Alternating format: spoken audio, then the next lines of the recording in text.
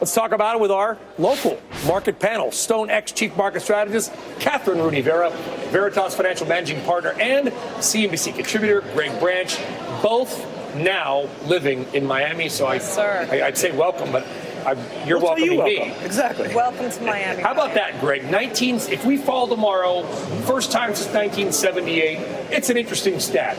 Does it matter? Does this kind of historical stuff make any difference?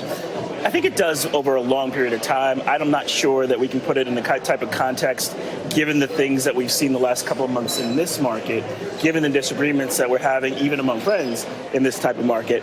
I think what's more pertinent, Brian, and I couldn't see this 3 or 4 weeks ago, is I'm starting to see the negative catalysts formulate. Surprise, surprise, that's my view. I will continue to stay with probably great rebuke and great consternation. So you're not changing your view? Unless people come at you, I know. No. And the viewers, all due respect to everybody, they think everybody's going to be right all the time. They're not. If you find somebody that is, let me know. I'd love to interview them and poke holes in their story. Exactly. So you've been negative and you've been wrong, but what are you seeing now, Greg, that does worry you a little more? Right, and so when you look back at 2023, it's important to identify why you were wrong. And so I think I and others were wrong because we didn't see not only the stimulus and how it would support the consumer, but we didn't see how the great refinance would position companies to resist the impact of that historic rate hike. But all of that has limited runway. What I think now is the problem is that the Fed they have an issue. And so while the market has decided that their rate hiking is over, remember, I continue to say, again, a great consternation, that I think it's more likely that we see a hike than a cut in the first quarter. Wow. Going against Kathryn. I mean, Greg's out there just going against the grain. What is your view? Are we going to have another good year for equities? It would be a shocker if we didn't have some surprise this year. Surprises are inherent, and no one can predict what's going to happen at any predetermined time. So let's protect ourselves for any downside surprises, because what's priced into markets right now is soft landing, no landing, perfect landing. So what I'm telling our clients, Brian, is to buy cheap options. It's basically life insurance, it's cheap insurance. Put options, cheap put options, correct. Gold, in case one of two things happens. Either there's a reacceleration in inflation because of inordinate fiscal policy, massive deficits, possible geopolitical tumult or energy prices that move higher, or the opposite side is the hard landing scenario, which I don't think should be so discounted, and it's not in any one scenario. The hard landing meaning recession.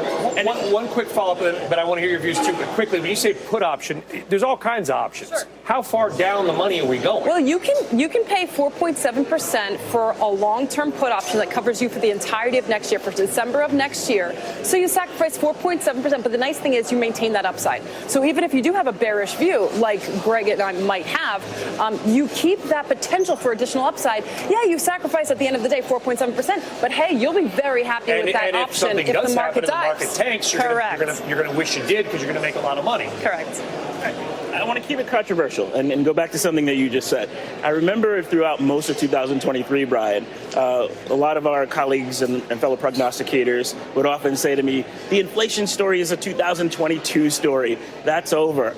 Well, it is reemerging, and it's reemerging because the market has decided that the Fed is done. The market has decided, for the most part of the last 6 months, that we're going to see cuts in the first half.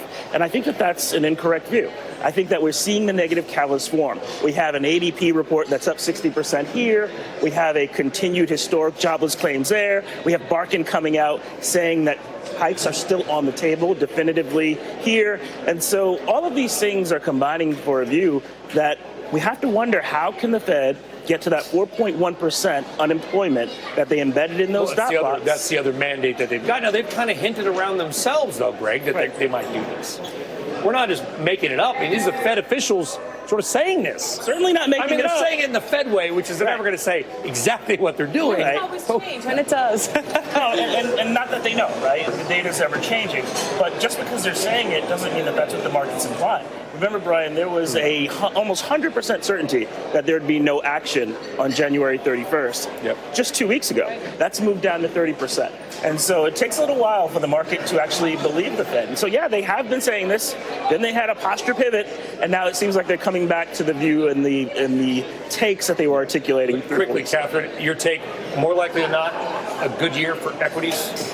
Yeah, I think it's going to be flat, so that's why I prefer fixed income over equities, and I prefer options to protect those technology positions. Best case scenario, soft landing, and you get those laggards leading, but those laggards historically do not outperform in a down economic cycle, and that's what I'm envisioning. You got this election thing you might have heard about. Exactly. So the stock market could do what it did in 2016 and just kind of freeze up for a couple of months and just wait things out. We'll see what happens. I see. Kathryn and Greg, it's good to be in your hometown. Yes, sir. Welcome. Stay well. Need a little more sun, a little fewer clouds, but all good. Thank you. Appreciate it.